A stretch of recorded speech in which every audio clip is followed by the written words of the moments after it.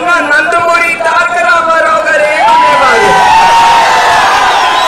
ప్రాంతాలు వేరైనా, ప్రజలు వేరైనా, మతాలు వేరైనా, మనందరం ఆంధ్రులు. అవునా కాదా? మన కోసం, మన ఆంధ్ర రాష్ట్రం కోసం మనం పోరాడాలి. ఈ జరిగే అన్యాయాన్ని, రాక్షసుల్ని అరగొట్టాలని మిమ్మల్ని అందరినీ కోరుతున్నాను. ప్రజలందరినీ, యావత్ ఆంధ్రప్రదేశ్ ప్రభుత్వం అందరినీ. అట్లానే మన కార్యకర్తలు చాలా మందిని కత్తి తీసి నడి రోడ్లో చంపేశారు. ఒక్కరు కాదు, ఇద్దరు కాదు, చాలా మంది మన తెలుగుదేశం కార్యకర్తలు. అట్లానే మన ప్రజలు వారిని కూడా చంపేశారు. దేనికోసం? వారి మీకోసం కాదు, వాళ్ళు డబ్బు కోసం. డబ్బు డబ్బు డబ్బు, దానికోసం ప్రజల్ని కూడా నాశనం చేసేశారు. మీ బ్రతుకులో అంధకారం దించేశారు.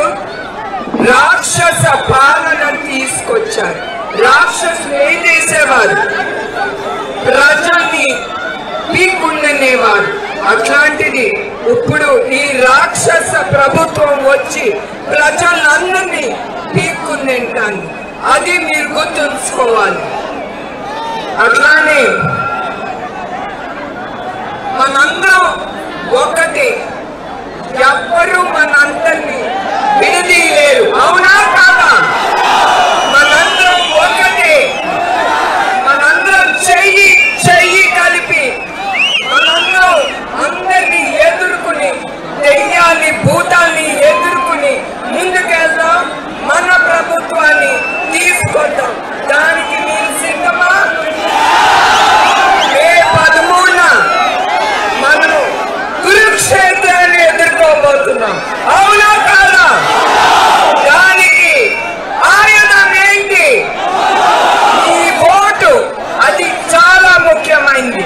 మీ ఓటుతో ఈ రాక్షస ప్రభుత్వాన్ని దించేయాలి, దించేయాలి, దించేయాలి.